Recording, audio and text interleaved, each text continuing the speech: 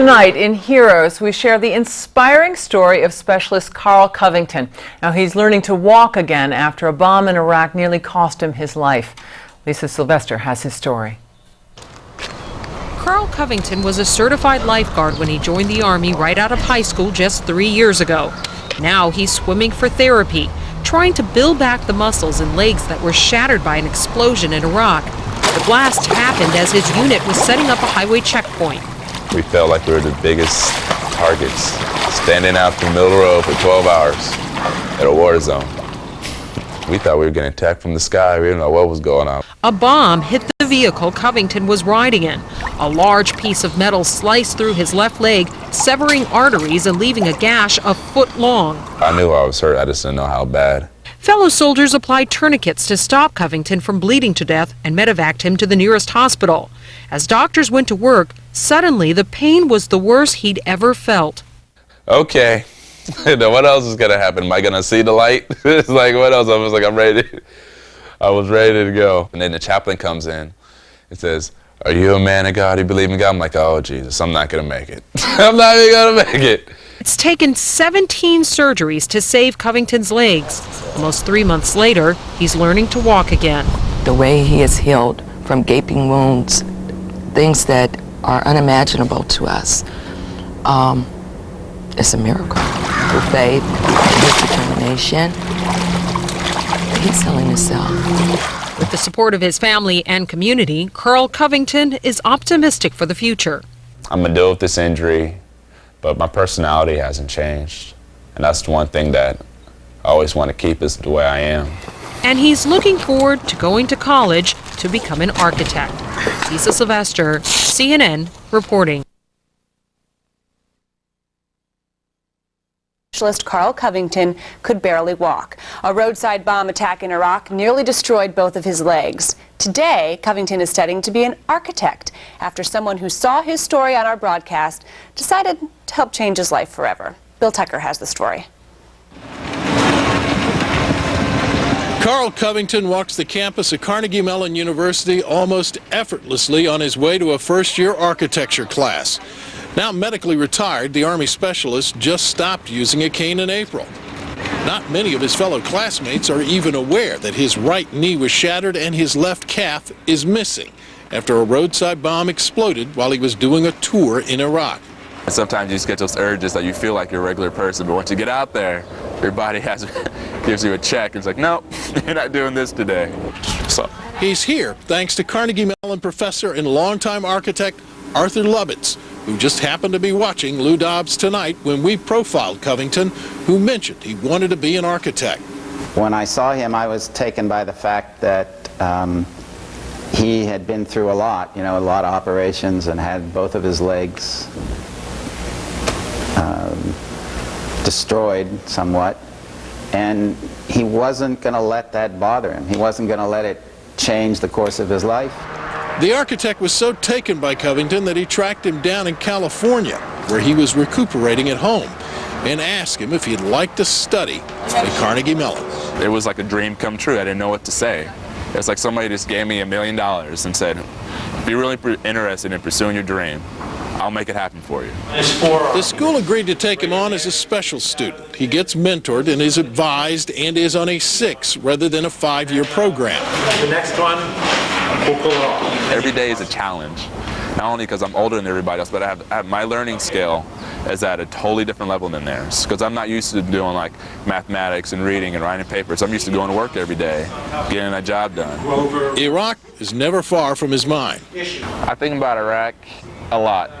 Mostly every day when I wake up and look at myself in the mirror and I look at all the scars I have on my body.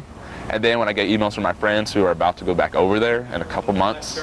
So I feel I have I hold a duty to them to succeed here, because I represent all of them in a way. And Lovitz feels a duty as well. I'm surprised that some other people didn't think to make the same offer to him. And I'm surprised that more people aren't offering to help a lot of these young kids that are, I mean, no matter what your view of the war, these kids had nothing to do with it. And it seems to me that they deserve some, at least a hand to to get through life. Bill Tucker, CNN. Joining me now from Pittsburgh is Carl Covington, and here in New York, Carnegie Mellon professor Arthur Lubetz. Thank you both for joining me here tonight. Professor, I want to start with you first, because you said it was this young man's positive attitude that really struck you when you saw our story. It must have struck you so deeply to get on the phone, to track him down, and to try to help him get this architecture education underway.